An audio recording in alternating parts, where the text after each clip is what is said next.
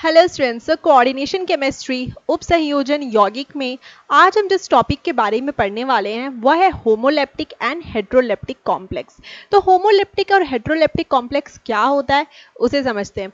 तो देखिए, आप स्क्रीन पर देख सकते हैं कि होमोलेप्टिक कॉम्प्लेक्स, यहाँ पे देखिए बच्चों, होमोलेप्टिक संकुल यानी होमोलेप्टिक कॉम्प्लेक्स। होमोलेप्टिक मतलब एक समान, होमो का मतलब क्या होता है, एक समान। अब देखिए यहां पर किस तरह से होमोलेप्टिक कॉम्प्लेक्स मिलते हैं। तो यहां पे जिनमें धातु परमाणु केवल एक प्रकार के दाता समूह से जुड़ा होता है। अब देखिए यहां पर हमारा कोबाल्ट क्या है, कोबाल्ट हमारा है धातु परमाणु। कोबाल्ट क्या है, एक मेटल है, ये क्या है, धातु परमाणु। अब देखिए यहां पर जो दाता समूह है वो कौन है, वो है अमोनिया। वो कौन है, अमोनिया। तो यहां पर जो अमोनिया है, यहां पर सिर्फ हम क्या देख रहे हैं कि सिर्फ अमोनिया प्रेजेंट है, मतलब यहां पर सिर्फ अमोनिया दाता समूह है। इस तरह के कॉम्प्लेक्स को हम होमोलेप्टिक कॉम्प्लेक्स बोलते हैं। तो ये एक अच्छा एग्जाम्पल है होमोलेप्टिक कॉम्प्लेक्स का।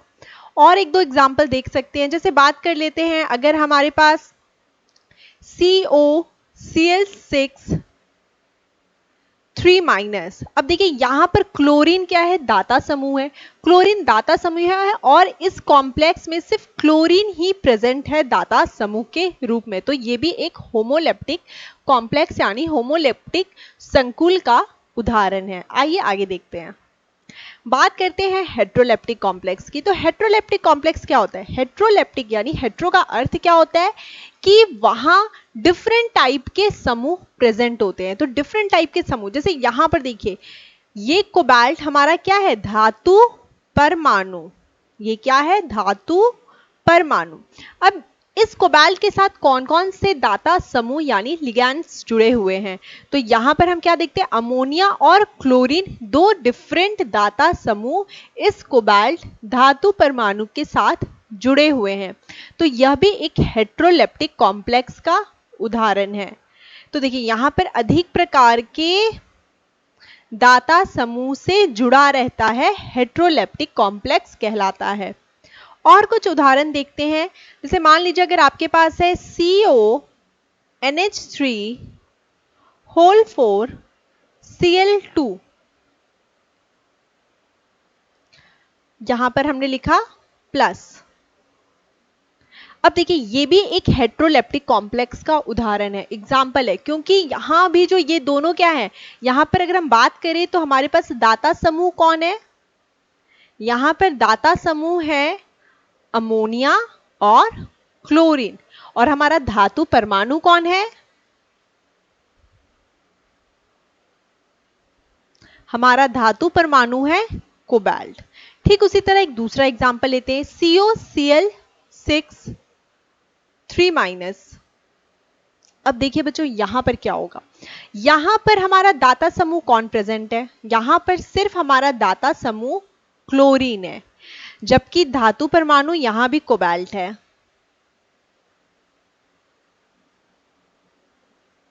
अब यहां पर हम क्या देखते हैं कि ये एक होमोलेप्टिक कॉम्प्लेक्स है, होमोलेप्टिक, इसे लिख लीजिए, होमोलेप्टिक कॉम्प्लेक्स है। और ये क्या है, एक हेट्रोलेप्टिक कॉम्प्लेक्स। तो ये होमोलेप्टिक और हेट्रोलेप्टिक कॉम्प्लेक्स का उदाहरण हुआ। चलिए अब नया टॉपिक पढ़ते हैं। अब बात करेंगे हम स्ट्रक्चरल आइसोमेरिज्म के। स्ट्रक्चरल आइसोमेरिज्म, यहां पर स्ट्रक्चर में डिफरेंसेस होती है। तो किस तरह के स्ट्रक्चरल आइसोमेरिज्म मिलते हैं, देखिए ये जो टॉपिक है ना, ये बहुत ही इंपॉर्टेंट टॉपिक है, इससे बहुत सारे प्रश्न पूछे जाते हैं, तो इसे बहुत अच्छे से अध्ययन करने की जरूरत है। तो देखिए पहला हमारा जो संरचनात्मक समावयवता में स्ट्रक्चरल आइसोमेरिज्म में जो पहला हमारा आइसोमेरिज्म है वह है लिंकेज आइसोमेरिज्म, जिसे हम बंधनी भी कहते हैं। तो देखिए बंधनी समावयवता क्या होता है, अब देखिए नाम ही काफी है, लिंकेज मतलब यहां पे लिंक की बात की गई है। किसकी बात की गई है, लिंक, बंधन। अब देखिए यहां पर उभयदंती मतलब उभयदंती का अर्थ होता है कि उस स्पीसीज में दो ही एक से ज्यादा परमाणु उपस्थित होते हैं और वह धातु परमाणु के साथ जुड़ पाते हैं। कैसे समझेंगे, आइए उदाहरण देखते हैं। अब देखिए यहां पर यह एक कॉम्प्लेक्स है CONH3 होल 5 NO2Cl2। इसका जो रंग है वह पीले रंग का मिलता है। यह जो कॉम्प्लेक्स है, यह जो संकुल है वह पीले रंग का है, जबकि CONH3 ONOCl2 लाल रंग का कॉम्प्लेक्स है। यहां पर देखिए NO2, यहां पर पहले वाले कॉम्प्लेक्स में कोबाल्ट NO2 के साथ जुड़ा हुआ है। NO2 के साथ जुड़ा हुआ है मतलब कोबाल्ट का डायरेक्ट आबंध नाइट्रोजन के साथ है। कोबाल्ट का डायरेक्ट आबंध नाइट्रोजन के साथ है, लेकिन इस केस में क्या होगा, कोबाल्ट का आबंध ऑक्सीजन के साथ होगा, ONO। तो यहां पर हम क्या देख रहे हैं कि NO2, यहां पर जो परमाणु है NO2 में वह कौन है, नाइट्रोजन और ऑक्सीजन, लेकिन इनका बंधन कोबाल्ट से अलग है। तो इस तरह के जो भी आइसोमेरिज्म होते हैं उन्हें हम क्या कहते हैं, बंधनी। यहां पर देखिए कोबाल्ट का बंधन पहले NO2, जहां पर हम देख रहे हैं कि नाइट्रोजन के साथ आबंध बना रहा है, और दूसरे में क्या देख रहे हैं, ऑक्सीजन के साथ आबंध बना रहा है। तो यह बहुत ही अच्छा एग्जाम्पल है। आइए आगे देखते हैं। अब यहां पे देखिए, यहां पर हम क्या देखेंगे बच्चों कि कोबाल्ट जो है हमारा, यहां देखिए कोबाल्ट किससे जुड़ा हुआ है, SCN। यहां पे देखिए कोबाल्ट किससे जुड़ा हुआ है, SCN से, जबकि इस केस में कोबाल्ट किससे जुड़ा हुआ है, डायरेक्ट नाइट्रोजन से, NCS। अब SCN और NCS, इन दोनों में जो परमाणु है वह समान है, लेकिन बंधन कोबाल्ट के साथ अलग अलग है। अब देखिए यहां पर एक और अच्छा एग्जाम्पल हम देख सकते हैं, FeCl5NO2।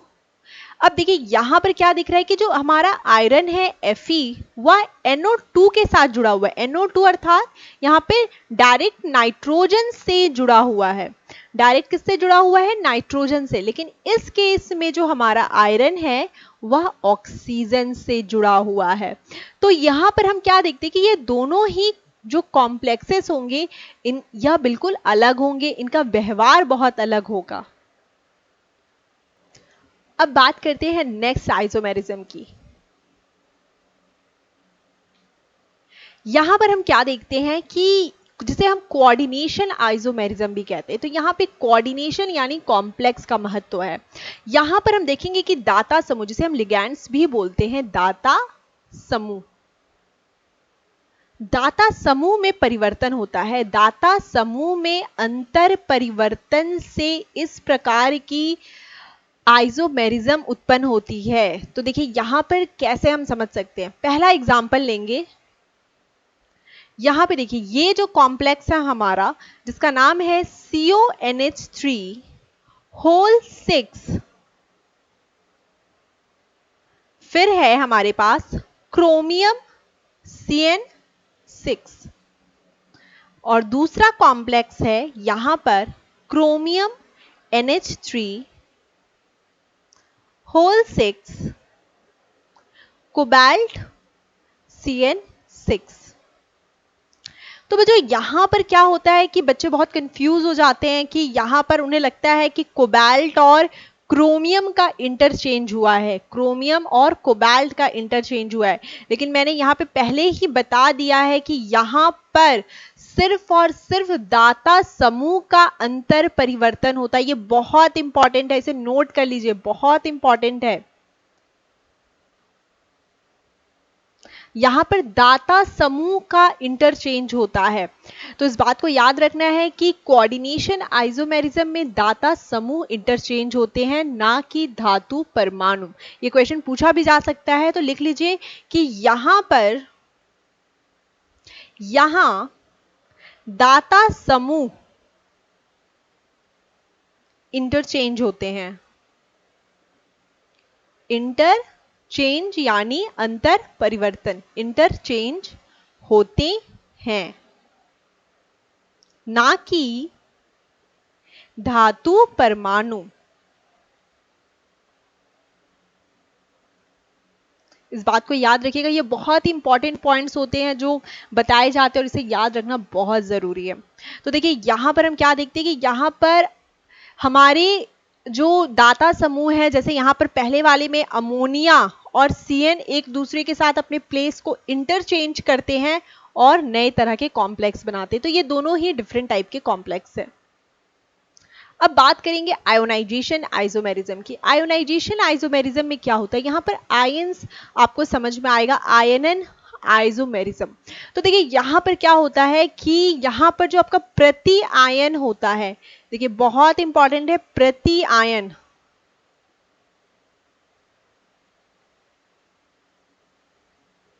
देखिए यहाँ पर जो बहुत इंपॉर्टेंट है प्रति आयन, तो इस चीज को याद रखिए।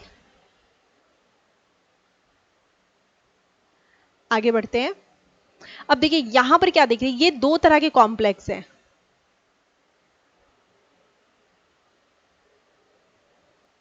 तो बच्चों यहां देखिए, यहां पे ये दो तरह के कॉम्प्लेक्स हमें मिल रहे हैं।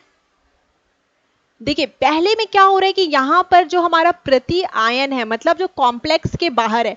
अब देखिए यहां पे क्या होता है कि जो ब्रैकेट होता है हमारा, उसके अंदर होता है हमारा कॉम्प्लेक्स, और बाहर में क्या होता है, आयंस होते हैं। अब यहां पर देखिए क्या होता है कि जो ब्रोमीन है वह SO4 को की जगह चला जाता है और SO4 बाहर आ जाता है। तो यहां पे कॉम्प्लेक्स क्या हो गया, चेंज हो गया। तो इसे ही हम कहते हैं आयोनाइजेशन आइसोमेरिज्म। तो ये बहुत ही अच्छे उदाहरण है।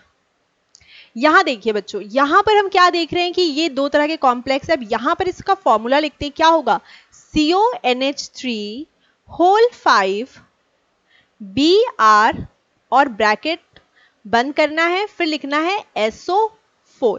जबकि ये जो दूसरा कॉम्प्लेक्स है वो है हमारा CONH3 होल 4, और यहां पर ये क्या होगा, हमारा ब्रोमीन बाहर है, तो यहां पर ये हो जाएगा हमारा SO4 bromine.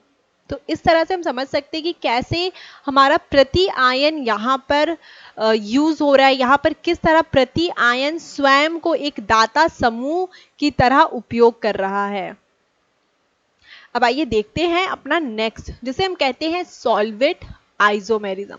Solvate isomerism, solvate से क्या सबसे पहले जो वर्ड आता है हमारे दिमाग में वो क्या आता है, वो आता है जल, H2O, जिसे हम विलायक योजन भी कहते हैं। तो यहां पर जब जल विलायक के रूप में उपस्थित होता है, तो इस प्रकार की जो आइसोमेरिज्म होते हैं या जिसे हम समावयवता कहते हैं, उन्हें हम हाइड्रेट आइसोमेरिज्म भी कहते हैं। तो मतलब आप इसे हाइड्रेट भी बोल सकते हैं, हाइड्रेट आइसोमेरिज्म। अब देखिए यहां पर क्या होगा, यहां पर देखिए वाटर का कैसे, अब यहां पे देखिए कि जो हमारा कॉम्प्लेक्स है वहां पर सिर्फ जल के अणु उपस्थित है, मतलब यहां पर सिर्फ H2O6 और ब्रैकेट बंद करके Cl3 है। इसका रंग क्या है, बैगनी। अब क्या होता है, एक क्लोरीन अंदर चला जाता है और एक जल बाहर आ जाता है। यहां पर देखिए ओवरऑल अगर हम बात करें तो जो कोऑर्डिनेशन नंबर है, यहां पर क्रोमियम का कोऑर्डिनेशन नंबर है वो क्या है, 6, वो मेंटेन है, वो हर केस में 6 ही रह रहा है। तो यहाँ पे एक फिर इसका जो कलर आता है वो क्या आता है, भूरा हरा। और क्या पॉसिबिलिटी है, CrH2 4 Cl2 Cl। अब देखिए यहां पर ये कोऑर्डिनेशन नंबर कितना हुआ, 6 हो गया। कितने जल थे हमारे पास टोटल, 2। अब हमने क्या किया, 2 क्लोरीन को अंदर लिया और 2 जल को बाहर किया, तो 2H2O। अब इसका भी एक अलग रंग होगा। तो इस तरह से हम क्या समझते हैं कि कैसे जल के अणु यहां पर दाता समूह की भांति कार्य करते हैं। तो यहां पर ये एक बहुत ही अच्छा एग्जाम्पल है। अब देखिए बच्चों, यहां पर ये क्वेश्चन आपसे क्या पूछना चाहता है, ये क्वेश्चन आपसे पूछ रहा है कि बताइए कि कैसे ये आयनन समावयवता है दिखा रहे हैं, और जिसे हम आयोनाइजेशन आइसोमेरिज्म भी कहते हैं। तो कैसे समझ सकते हैं, देखिए यहाँ पर CONH3 यहाँ पे इसे लिखते हैं CONH3 होल 5 Cl SO4, और दूसरा क्या कॉम्प्लेक्स है, CONH3 होल 5 SO4, और क्लोरीन बाहर जा रहा है।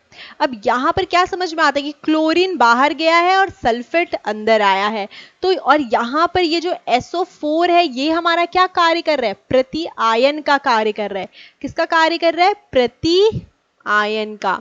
ये एक आयनिक है, मतलब ये क्या होगा, ये आयंस में टूट जाएगा। अगर हम इस कॉम्प्लेक्स को तोड़ेंगे तो हमें क्या मिलेगा, अगर इस कॉम्प्लेक्स को तोड़ते हैं तो हमें क्या मिलता है, CONH3 whole 5 SO4 plus plus Cl minus. अगर इस वाले कॉम्प्लेक्स को हम तोड़ेंगे तो हमें क्या मिलेगा, CONH3 whole 5 Cl plus SO4 2 minus. ठीक है, यहां पर इस तरह से हम इसे समझ सकते हैं। तो बच्चों यहां पर ये चीजें हमें समझ में, यहां पे सल्फेट आयन है और यहां पर हमारा क्लोरीन आयन है। अब यहां पर आप इसका ऑक्सीडेशन स्टेट निकाल सकते हैं 2+। यहाँ पे ये, क्योंकि यहाँ पर ये नेगेटिव चार्ज क्या है, 2- है, तो यहाँ पर ये 2+ हो जाएगा। तो इस तरह से हमने क्या समझा कि हमारा आइसोमेरिज्म कैसे होता है, स्ट्रक्चरल आइसोमेरिज्म हम कैसे समझ सकते हैं। मिलते हैं नेक्स्ट लेक्चर में। Thank you so much.